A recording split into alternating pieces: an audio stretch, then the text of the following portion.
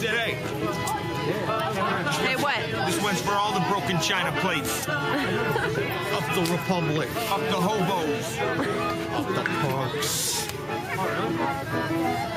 So serious all the time.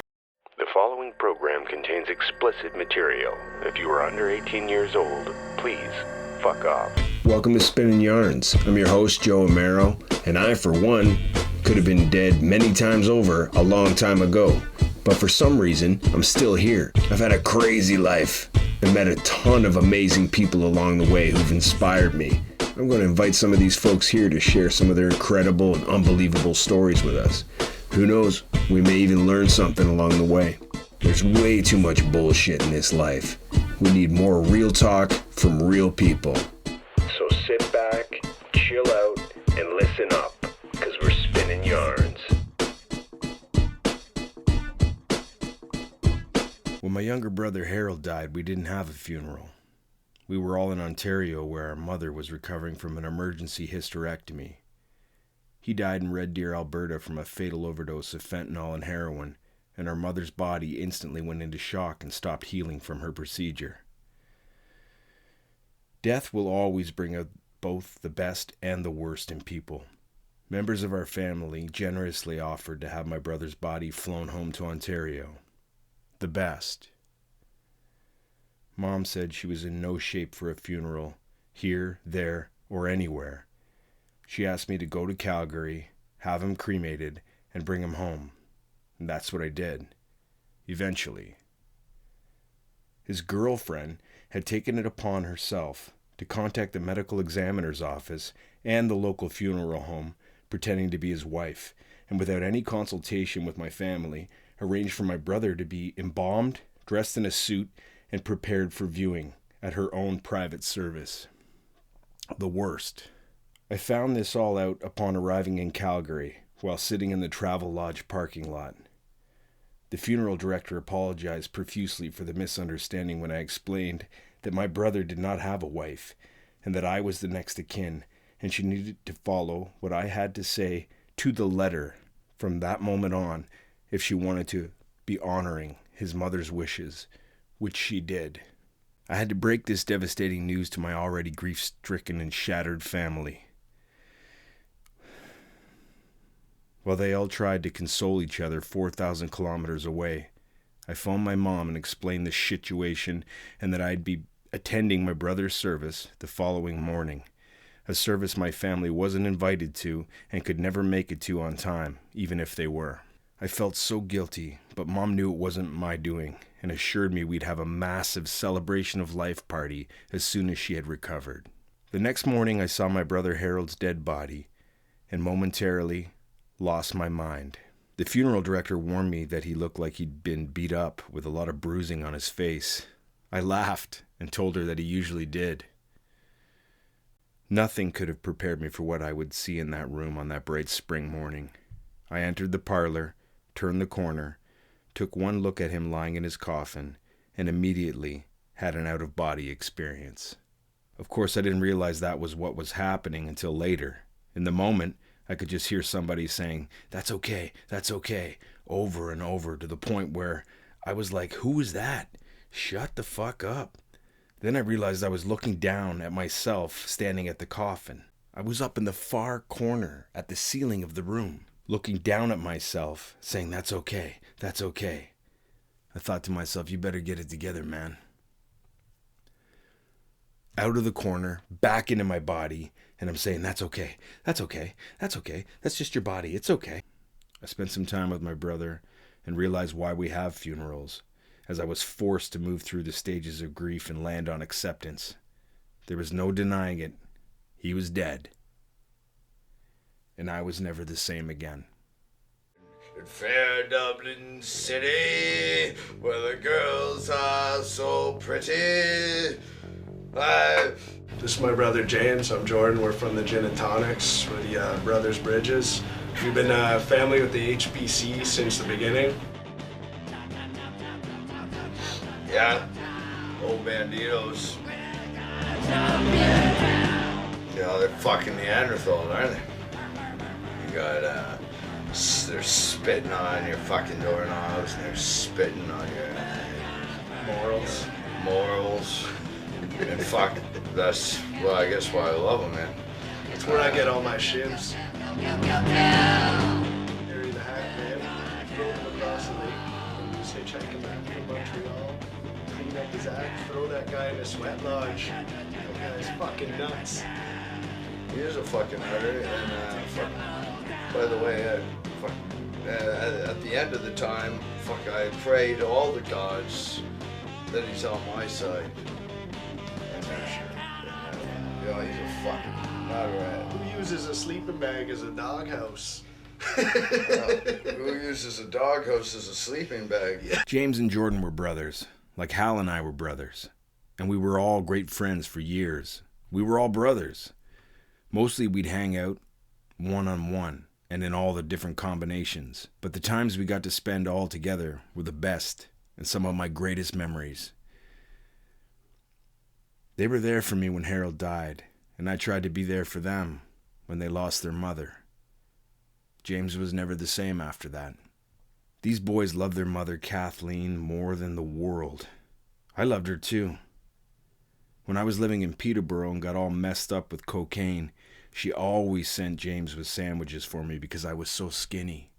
Jordan got very sick with cancer. He managed to strengthen everyone he knew and put it all in perspective for us as he'd update his progress through his various treatments. He'd tell us all to stay positive and cultivate love. Then one day, the world lost this beautiful man too. After that, James was inconsolable. The last time I saw James was at Jordan's celebration of life service. He went out west, and I never seen him again. After a couple of years, he died too. We were all brothers. And then they were gone. He was so funny. Oh, you got to turn it on? Hello. Welcome. Hi. Hi. Hi, Tim. Yeah, it's nice to see you all here for James's birthday, right? Yeah. My name's Joe. For anyone who doesn't know me, or Twitch, you know, and if you do know me, I'm sorry. Yeah, I was happy to kind of try and put this together with Michelle and Shane and everybody who was involved. We'll just do a little bit of housekeeping off the top. We're going to have a couple speakers. I'm going to kind of give it some, I'm the one who's going to give the normality to the evening. I'm going to be the host. I'm the structure. So we have a couple speakers, and then beautiful friend Ben's Roll is going to play us some songs through the night. So yeah, you can preempt those applause right now.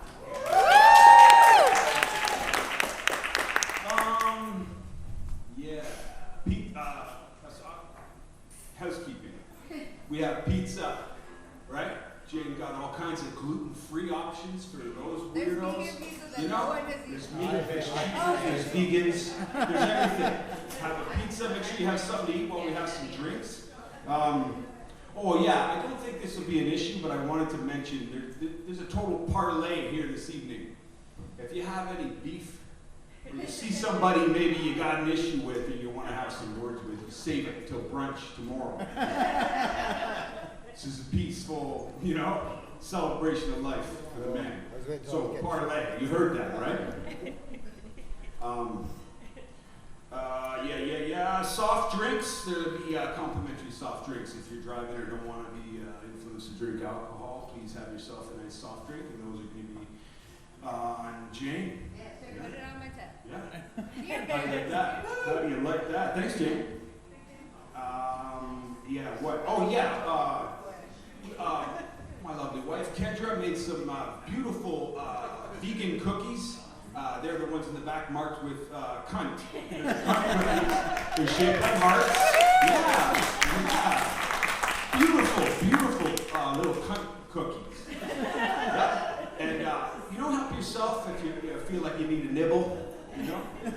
But there's a donation donation box in the back too. So if anybody has got a little extra cheddar, you know, reach in your pocket, pull out like, you know, $5 or $10, and keep that for yourself and put the rest in the box. 'Cause that's for, yeah, that's a good one, right? Yeah. No bits. We're not here for, you know, comedy, man. I'm trying to be nervous. I'm nervous to speak here. This is, you know, it's a lot of nerves, but I'm happy to be here. I don't feel judged. I feel like support. I can feel the support coming from, it's a good story. Yeah. Good looking crowd. Look at this showbiz shit. Well, I'll tell you, one side's good looking. I don't know about the other side. That's a show business. We've got to thank Miles Connor for putting together those wonderful prints and all of those t-shirts. If you ordered a t-shirt, please see Miles and give him $5 that it costs for the shirt and get yourself a print. It matches perfectly with the Jordan print. They're wonderful, Miles. You did a fantastic job. Thank you very much. Thanks for the design, Joe. Oh, yeah. And Mary for drawing. Mary, yes, that's on my... I got fucking Mary, of course, for designing the beautiful, beautiful prints that we're going to adorn our, mature adult homes with and frames. Better match my doilies. Yeah, that's about it. I brought some harm reduction supplies. If you know, they're going to be here too. Grab them if you need them. If you need them, they're here. Just come see me. Got all kinds of shit.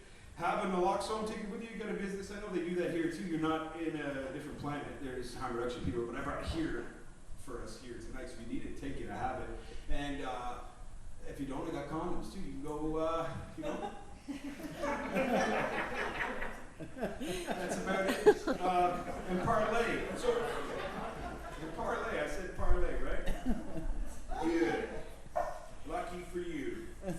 No. What are you supposed to say? I was like, I'm just gonna get up there and fucking. There's gonna be some cursing in the program. That might have been the first F-bomb, but I've said it several times, haven't I? Never mind. Never mind. It's like I'm just gonna wing it. I don't need to, James. I could talk about him all day. I don't need to prepare anything. And then when I just sat there in my chair for exactly 1 minute and tried to picture myself just winging it, I started to cry. So I was like, maybe I better write some shit down. And then I was like, what do you write? So if you're feeling nerves, we all feel that way, but we're all here together. And if you want to come up and speak, come see me, and I'm happy to intro you. We'll give you a big warm round of applause, and we're all here for James. So you can't, how bad could you embarrass yourself, really? I met James. There's nothing special about me that why I'm up here. I volunteered. I was with Jane. It was like, I'll go up and MC it and try and give it some structure. I have not a Toastmasters graduate or anything like that.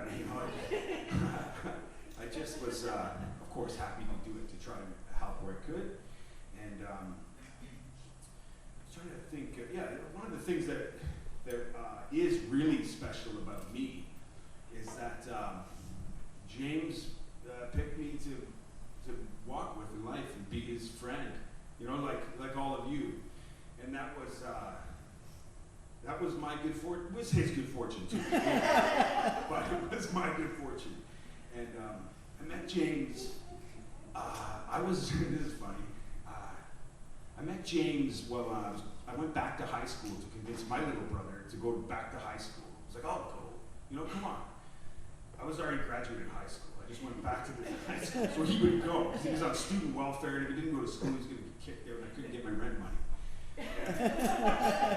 It's a long story, right? Broken home. So we were going to school. We were going to art school in Toronto, and we got off the subway, and we're walking to school, and who do we run into for the first time in our lives but Mr. James Brydges, right?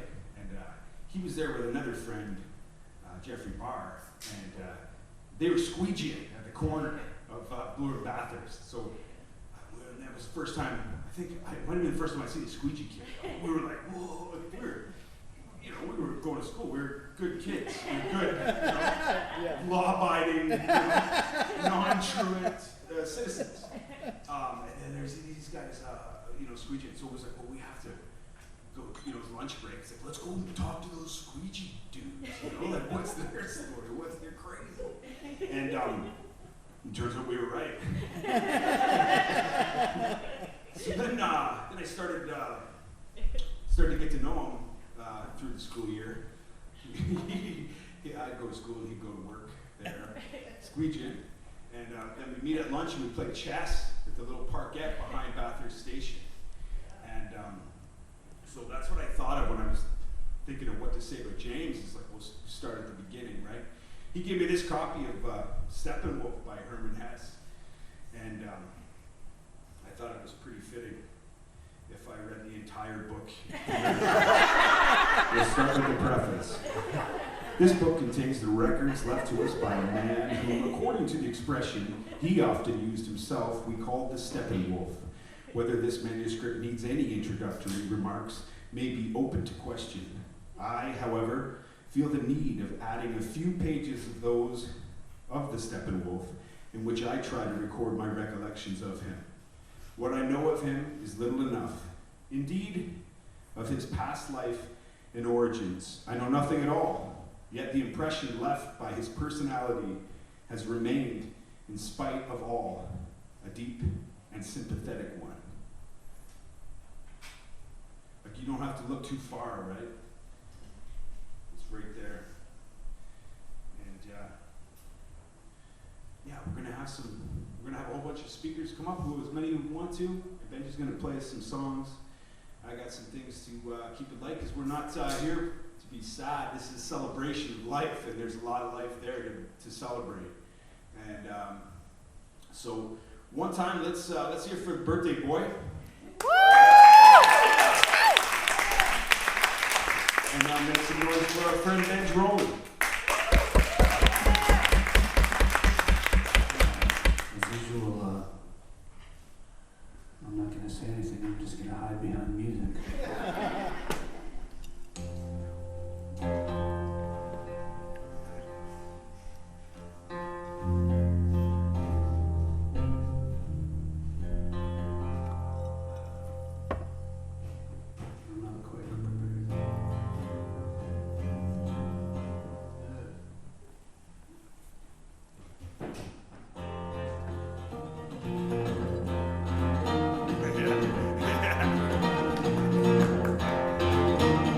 Seven long years, she helps me my road. And I take her out, and she don't wanna know that I won't stop me drinking.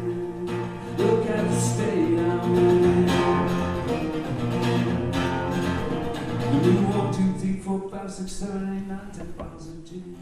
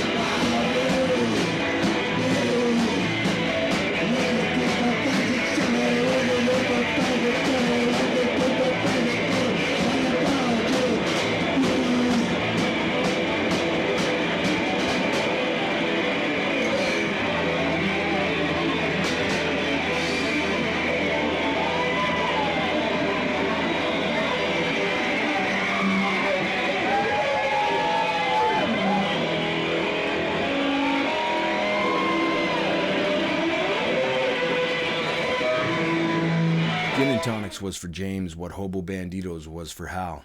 A positive creative outlet for a complicated and frustrated artist. Brilliant, both of them. Jordan and I really bonded over our brothers' similarities as we sympathized with each other's crosses to bear. Our pet monsters.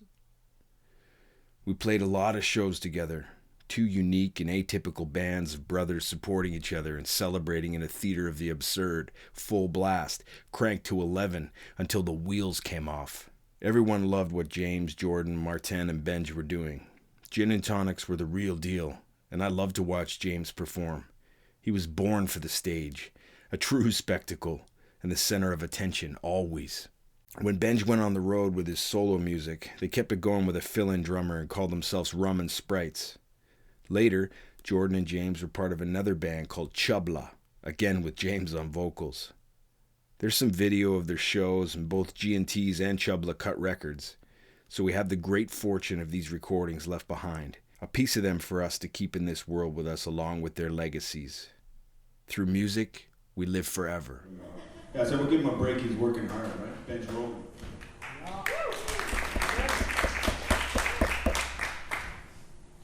First time he saw Gin and Tonic, this kid was standing up and banging one drum with one stick. Fucking amazing. Fucking Jordan, Martin, you know, and then James. James is the singer? That's good stuff. I had them down every chance I had, man. We had Gin and Tonics. People were like, holy fuck off. Gin and Tonics is the Hobo Bandito show. We know you guys love each other. And then when they got sick of us there, we'd just come here. And they got sick of us here pretty quick, too. What do I have? Shit. Oh, these notes are pretty messy. Wow. Yeah. So then after I was looking into Herman's manuscript here, I started looking around to see where else I could find James. And like I said, you don't have to look too far. A couple quotes for you here. The most important thing to remember about drunks is that drunks are far more intelligent than non-drunks. They spend a lot of time talking in pubs, unlike workaholics, who concentrate on their careers and ambitions, who never develop their higher spiritual values, who never explore the insides of their head like a drunk does. Another one for you. Cram as much pleasure as you can into life and rail against the pain that you have to suffer as a result. You can't hate people unless you love them. And these immortal words. I drink because I'm thirsty. Shane McGowan. So let's see a show of hands. Who here did James single-handedly almost ruin the Pokes for the rest of their lives? Yeah. Oh man, that took a while to grow back. I could not. Oh man. You hear a fucking penny whistle or whatever. You know? Oh man. And then he started talking with an Irish accent. What the hell is this? Like, are you like Mickey Rourke playing Charles Bukowski in The Barfly? And you're doing like a deep dive method acting research study for the whole year?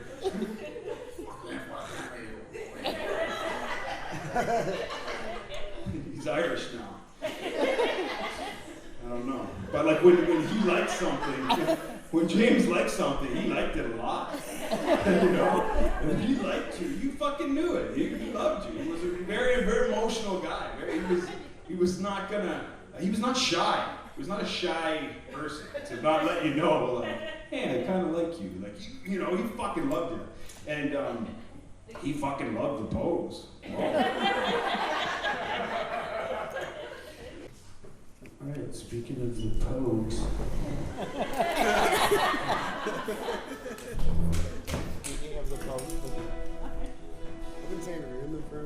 definitely made it so I can't not think of him whenever.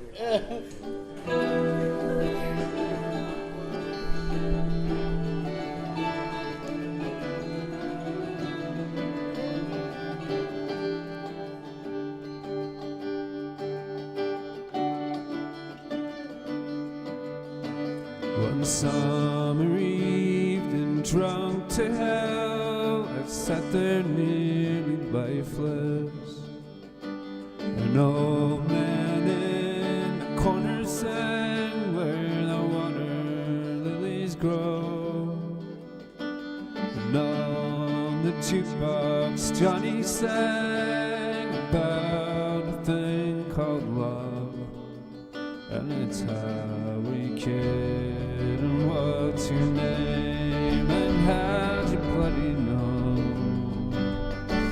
In blood and death, neath the screaming sky, I lay down on the ground. The arms and legs of other men were scattered all around. Some cursed, some prayed, then cursed, some prayed, then bled some more. And the only thing that I could see was a pair of brown eyes that was looking at me. But when we got back, labeled parts 1 to 3, there was no pair of brown eyes waiting for me. A roving, a roving, a roving, I'll go for a pair of brown eyes.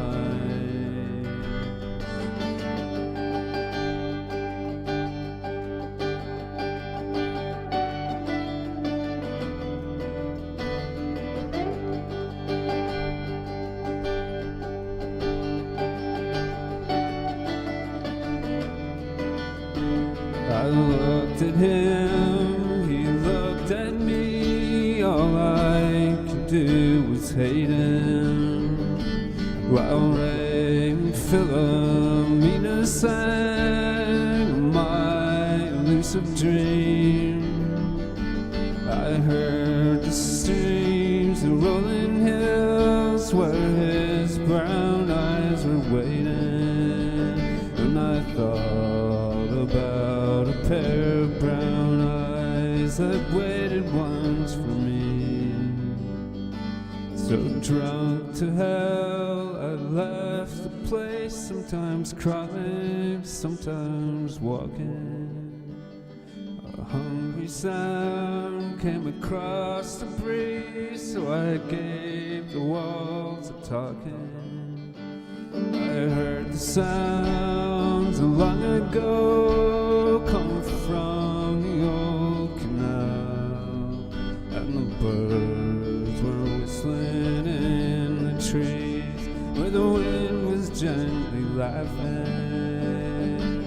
And a roving, a roving, a roving, I'll go. A roving, a roving, a roving, I'll go. A roving, a roving, a roving, I'll go for a pair of brown eyes. For a pair of brown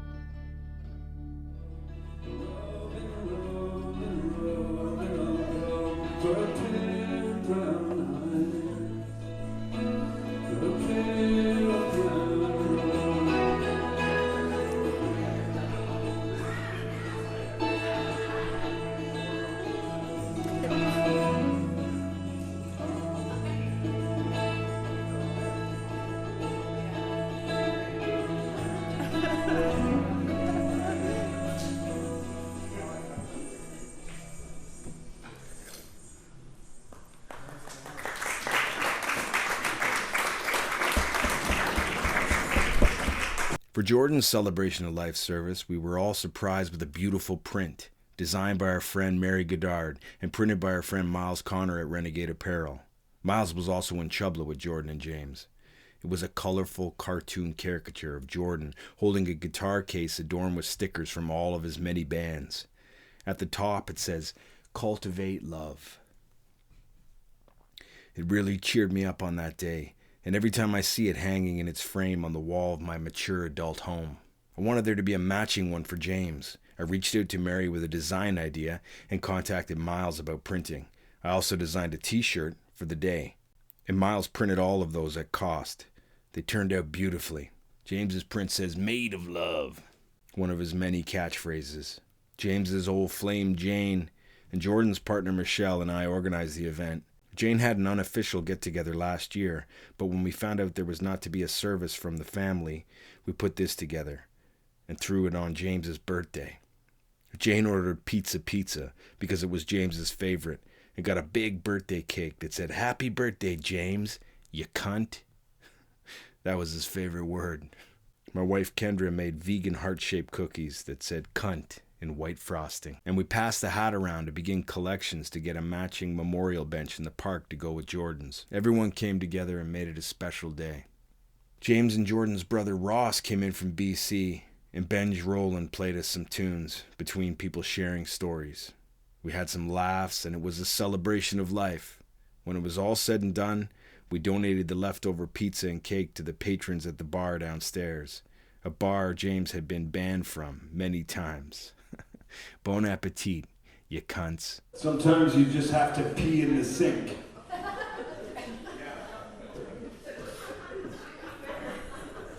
Almost everybody is born a genius and buried an idiot. The free soul is rare, but you know it when you see it. Basically because you feel good, very good, when you are near or with them. People run from rain but sit in a bathtub full of water.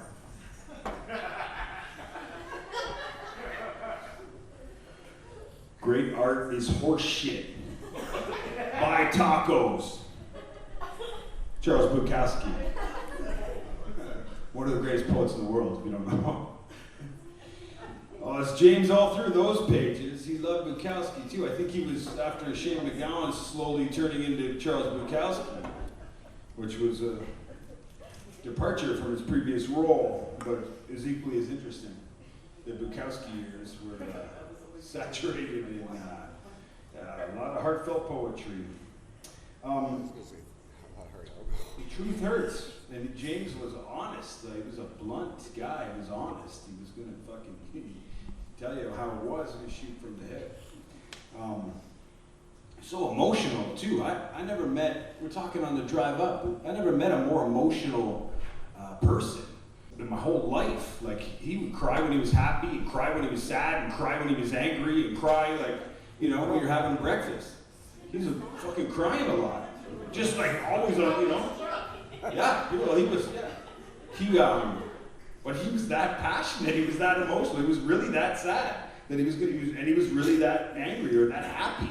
He'd cry, when he seen you, because he was so happy to see you, and then cry when you were leaving, because he was so sad that you were leaving. And the whole time you were together, sometimes you would sit and get drunk and cry about how much you loved each other, you know?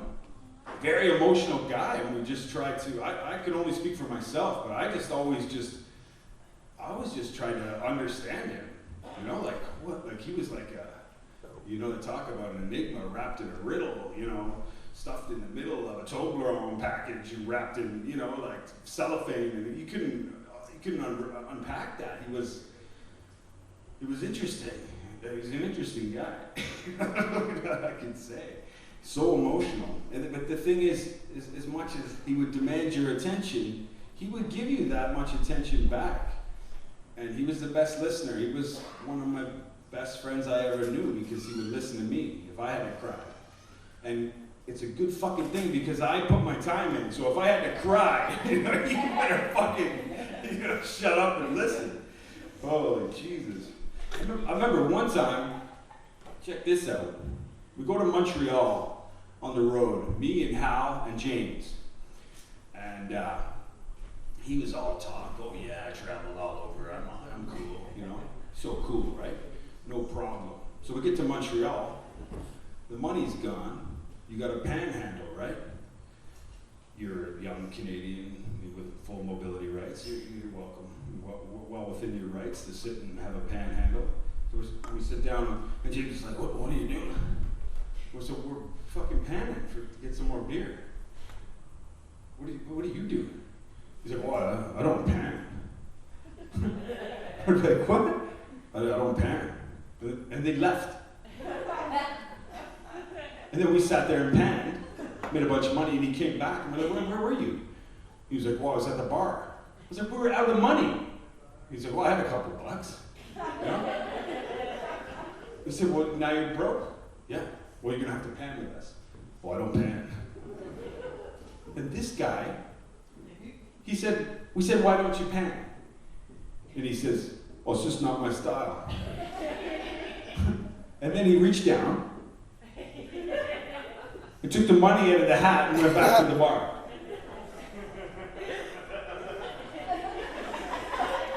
I wasn't sure where it would all land when we started organizing the party. James had managed to piss off and disappoint a lot of people towards the end as a side effect of his drug use, but everyone who was able was there. James was loved by many people far and wide. He touched all of our hearts. We'll never forget him. He made damn sure of that. He was a true friend, and friends are family. Family forgives, and family is forever. Oh, that's the other guy I wanted to talk about was how he didn't know he was guilty.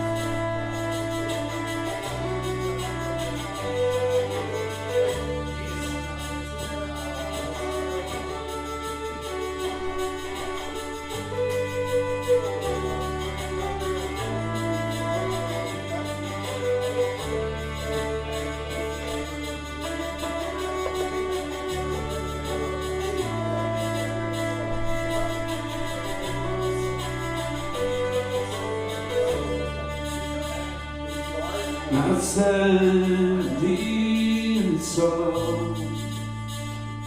that they were a familiar duo in a town this is small.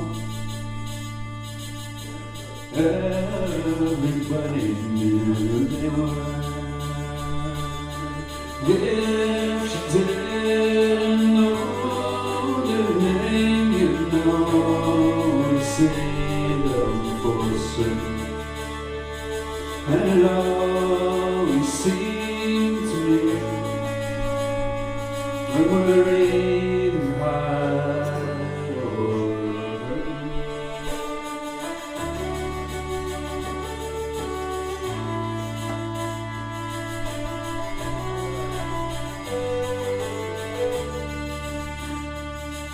I've told me once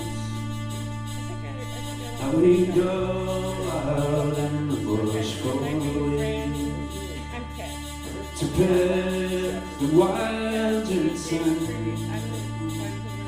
and they come back in the town and sell it.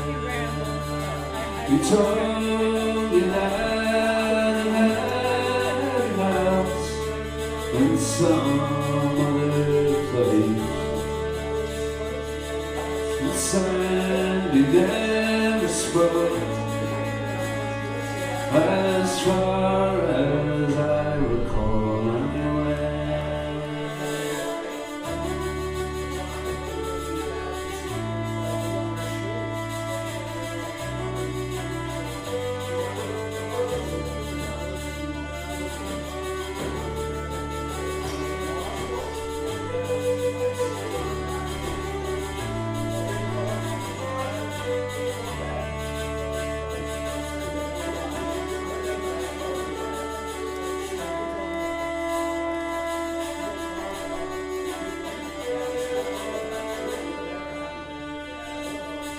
soul, you must have died.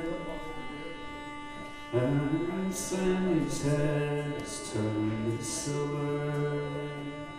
I've seen them passing by. Never does if I don't remember. The once or twice we drank all night by a fire in the snow on the outskirts. How we left them lying there because they seem like the experts.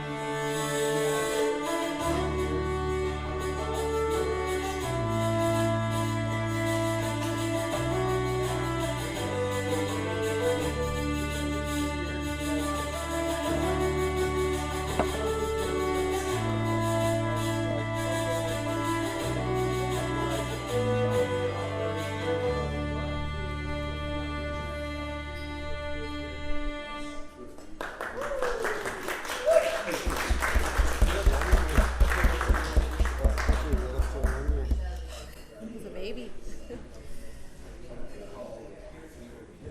Fucking hurdy-gurdy man. Awesome. James was the best man at my wedding. And That's ridiculous. I was there. it's not ridiculous. Jealous. Jealous. I saw James on the morning of my wedding at the hotel. He got married in Oakville at the Power Boat Club. He thought that was funny. It was funny, but I see him in the morning. We're all getting ready. We're all putting suits on. You know, we're going to a wedding, right? My wedding. And James is there, my best man. And he said, I see him in the morning, and he says, "Hey, Twitch, you think I should shave?" Yeah. Would you mind? Would you mind? So he fucking back to the hotel room and had himself a shave. What a guy, eh? Do anything for you. Fucking think about that all the time. Do you think I should shave? Or is it, you know, that kind of occasion?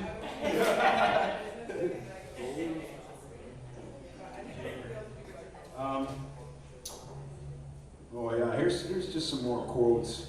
They grabbed me, I want to share them. We're buried beneath the weight of information, which is being confused with knowledge. Quantity is being confused with abundance, and wealth with happiness. You can think about that for the rest of your life. You know, I'm trying to make some sense out of that. Well, here's one that really reminds me of James. If people are a little nervous about approaching you at the market, it's good. I'm not Chuckles the Clown or Bozo. I don't cut the ribbon at the opening of markets. I don't stand next to the mayor. Hit your baseball into my yard and you'll never see it again. or this one. I'm so horny the crack of dawn better watch out.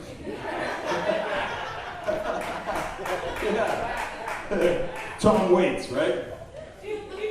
James kind of always reminded me of Tom Waits a little bit. He was that kind of cat, you know. He just had that natural fucking jazz about him. He was music, you know. He was a song. He was a walking fucking Tom Waits album. Like Well, me and Uncle were just talking about that the other day. Yeah, he was just amalgamation of all these people. I think, like you said, Ross, he would just like dive into people. He'd study. You know, he's probably a little bit of all of us. Probably didn't, you know, like as much as we had to offer as Tom Waits or Shane McGowan, but I'm sure there was a little bit of us being carried around in there too, in that crazy stew.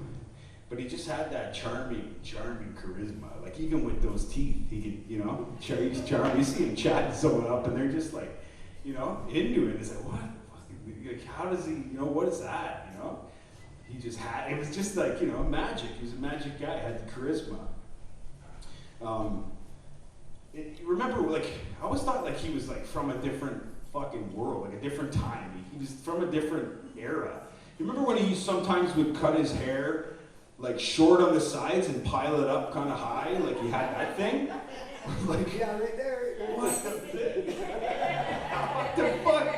It's like the birth of cool, you know? He didn't give a fuck about trends. He was like, you know, getting a haircut. The first thing we did when we arrived on the day in Peterborough was take up Jane's friend Julia on her offer on hand-poke tattoos in James's honor at donation, and we even stuck around for a tarot card reading. Will my creative endeavors lead to financial security, freedom for me and my family? Okay. So you're asking about like your creative endeavors and like kind of the outcome, future outcome of them. Yeah. And regarding kind of finances. Yeah. And, yeah. As far as kind like of devoting wealth and abundance, and if it's like worth your investment. Worth my time, or should I? Yeah, exactly. Does it pay off? Okay. Alright. Yes. Okay, thank you very much. I think you already know. What? Your water's in the bag if you want it. Oh yeah, I love it. Yeah. That yes to me is very much, this is the art card. Temperance is also known as art in other decks. And so I think that's a really good, it's being kind of the alchemist and being able to take all of your experiences, which is kind of interesting because you were just telling me about like, you've had an interesting life. And so the challenge is the Queen of Cups, and she represents our inner emotional world, and so in this as a challenge to this art, maybe it's speaking of like needing to tap into like your emotions and be like vulnerable in this endeavor. And like, is that a challenge for you when it comes to like your art? Are you afraid of kind of being vulnerable? I'm gonna say no. Okay. No, not at all. Like the most successful things I've done have been like extremely vulnerable. Okay. Like more so than anybody has ever seen. You know, like yep. Like holy, like shit. You know. Okay.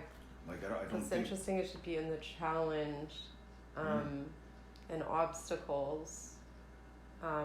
I wonder if this work's gonna bring up some difficult feelings for you. Which is like at the bottom, and the root of the reading is the High Priest, who represents kind of a spiritual life. Mentors, teachers. Do you have mentors, teachers in this with like in regards to your art? It's like kind of a major card coming up.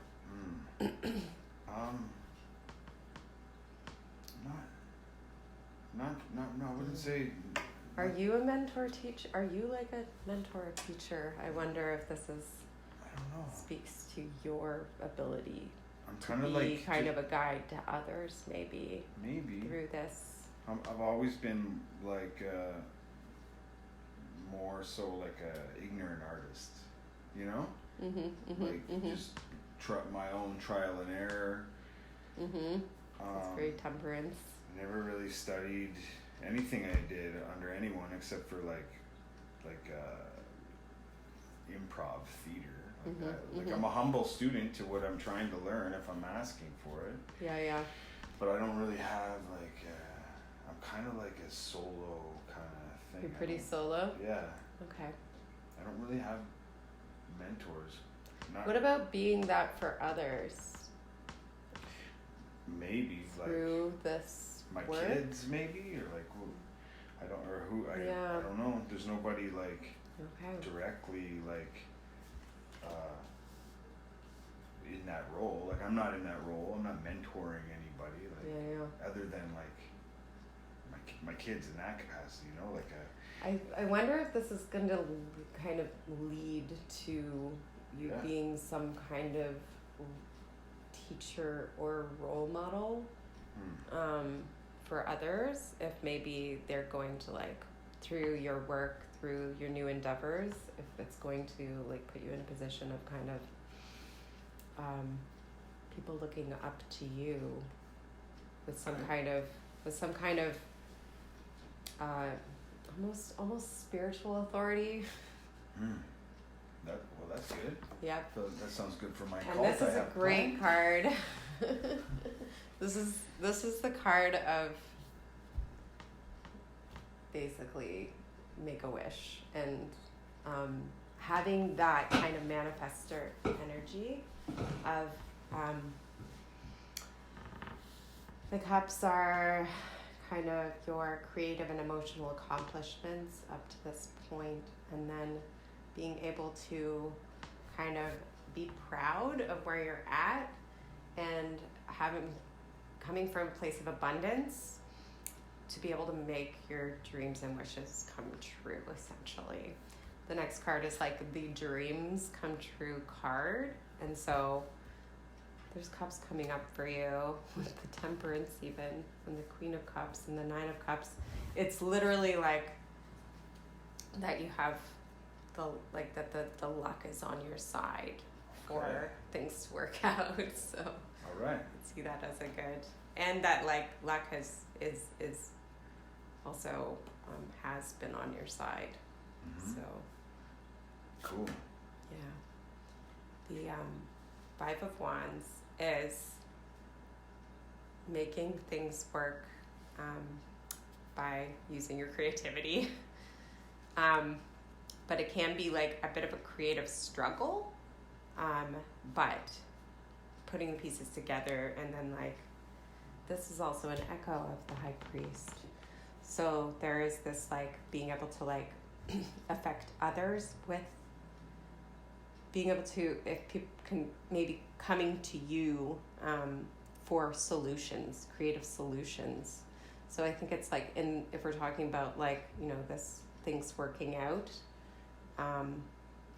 with your creative endeavors, and then we've got another kind of people coming to you for creative solutions card here with the High Priest as the higher echo of it. So I'd say it's another like you're going to be in some kind of role of like role modeling to others. Okay. Yeah. And then this is the Victory card. Comes after the Five of Wands and success, you know, and it's literally means victory. And you can see like the person is on the horse, and there's a bit of like a laurel wreath or something on the wand, and it's gotten through this, you know, 5 of kind of the creative struggle, and then like coming out on top. So I see it as okay. So like go over this reading a bit, because the Temperance and the Queen of Cups. I mean, this is the Temperance coming out in an art reading, I'd say, is really positive. And it's also has a signature of like Aquarius here, which is unconventional art. And the Queen of Cups being in the challenge position, maybe that this is going to present some emotionally vulnerable situations that will be a challenge.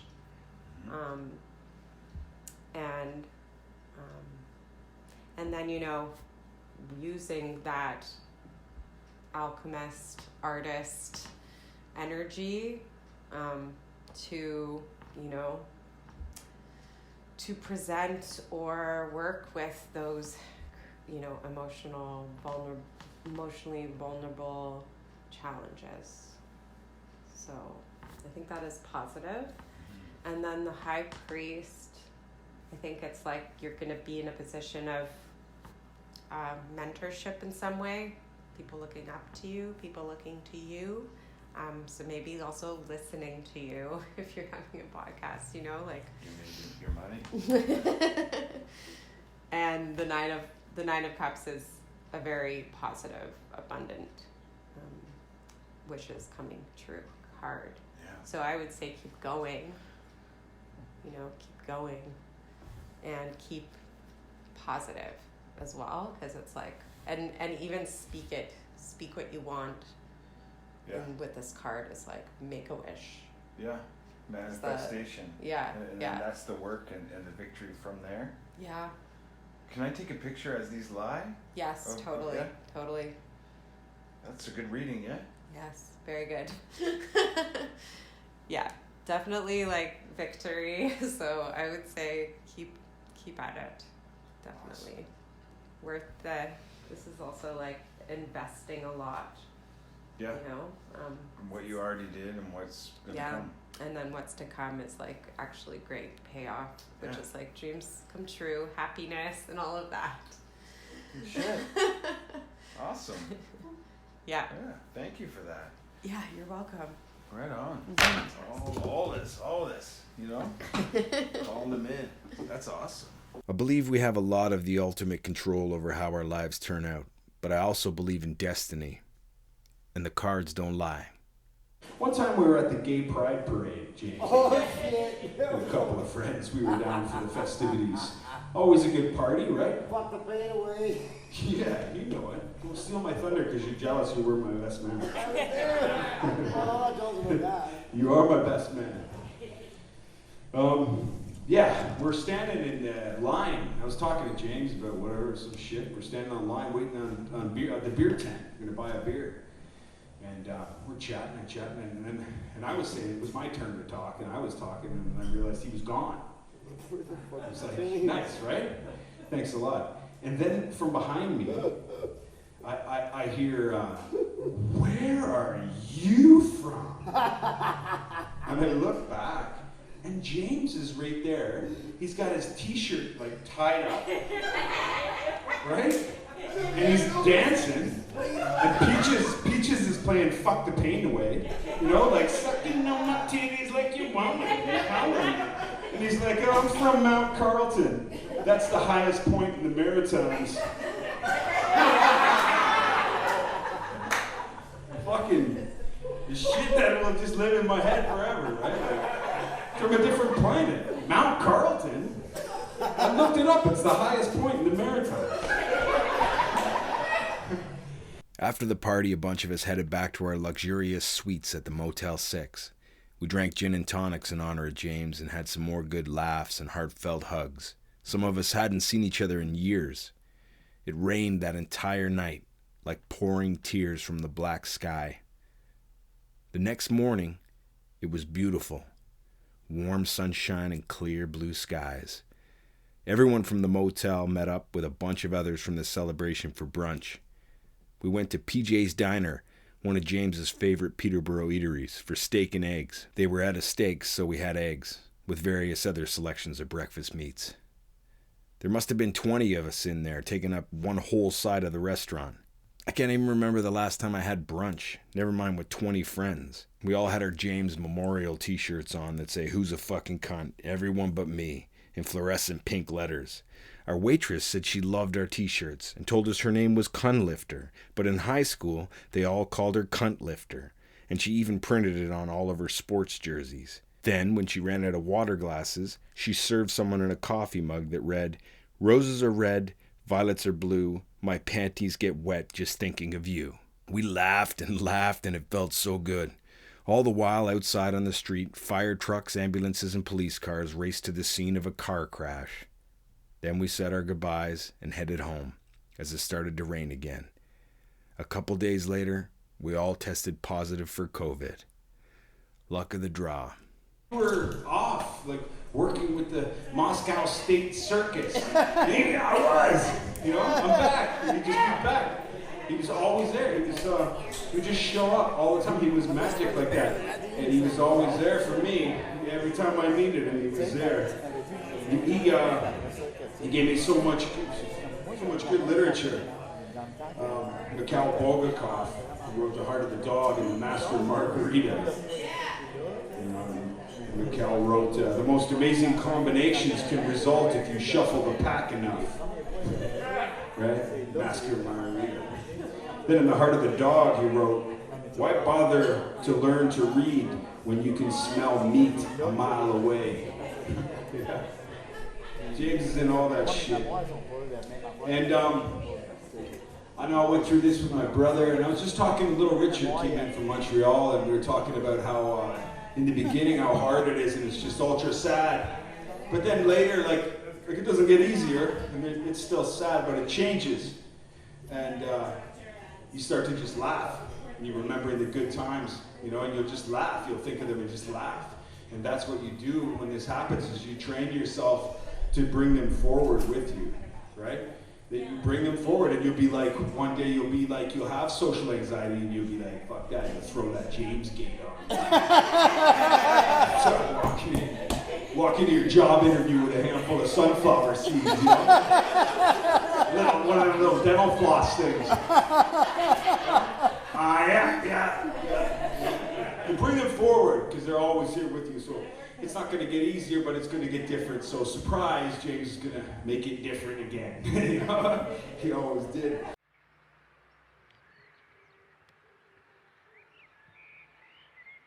Naked and Tremors, man.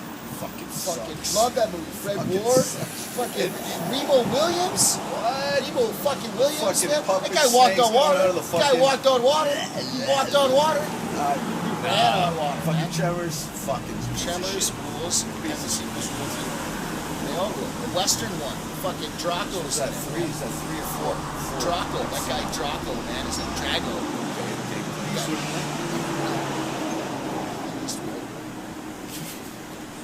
What are you talking about? No Lee Marvin either. I got sons, goddammit. I got sons. Busting out the seams of my Jesus freaks and candy asses.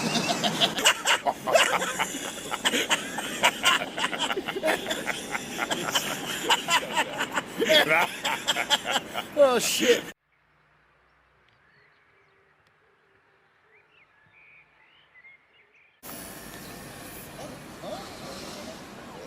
Chuckles, eh?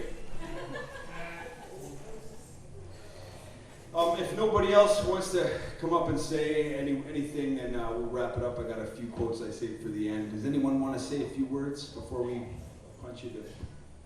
Good? We're good? Thanks to, what's this place called? The Only Best Theater? Gordon Shumway's House of Malt Liquor. Thank you to this establishment for having us. Jane and Ross and Michelle and all you guys for coming. Everybody for coming.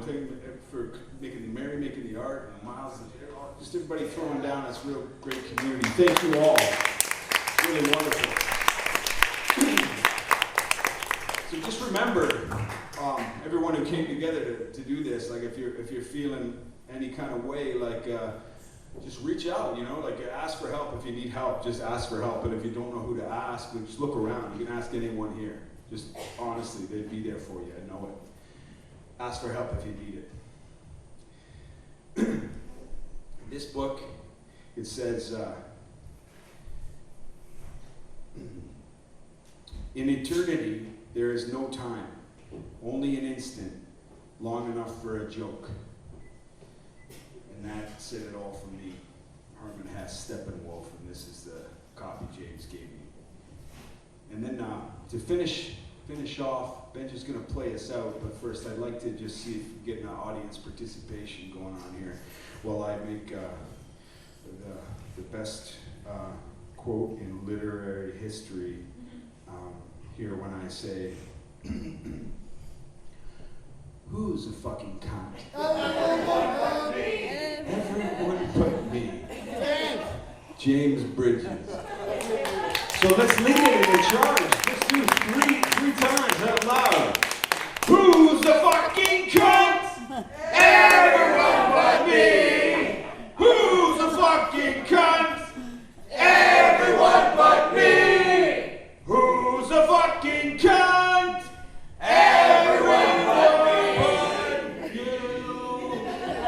Happy birthday, James. We love you, man.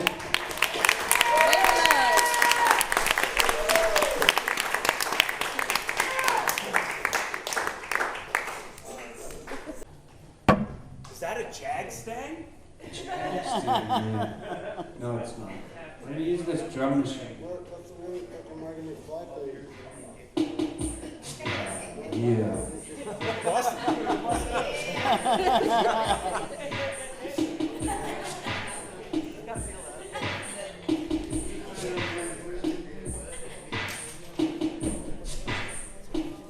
You have to use a loony for a pick.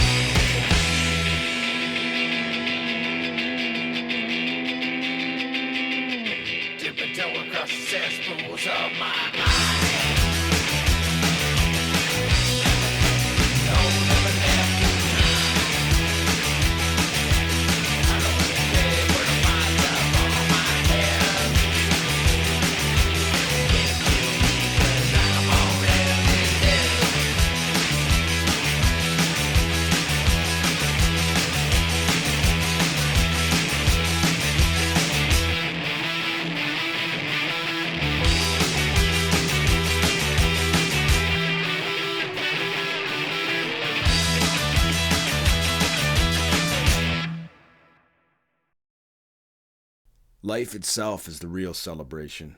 Celebrate your family and friends and loved ones every day. Praise and encourage them. Build them up. Love them and cherish them. Forgive them. Support them. Life itself is the unconventional art. Be vulnerable. Be yourself. If you're struggling, ask for help. Reach out. Someone will be there. You're not alone. Somebody loves you. And through endurance, we conquer. I'll let you guess what the tattoo says. Happy birthday, James. We love you. You cunt. See you next time on Spinning Yarns. Remember that. Remember that. Spinning Yarns is brought to you by Hi-Fi Umbilical Productions, where 100% DIY with zero tolerance for intolerance. Spinning Yarns is recorded on stolen land in front of a live studio audience. You can connect with us on Facebook, Instagram, Twitter, YouTube, Gmail, and Linktree at Yarn Spinnin'. Please like, follow, and share to show your support. We're building this together. Spinnin' Yarns is available on Spotify, Apple Podcasts, and everywhere else you kids go for podcasts these days. Check out our Patreon if you'd like to help out the show, and you can always find us on the web at our landing site, joeamero.com. If you'd like to be a guest on the show, reach out. Let's shoot the shit. We're just spinning yarns, connecting with respect and respecting the connections. Peace be with you, and let the peace be known.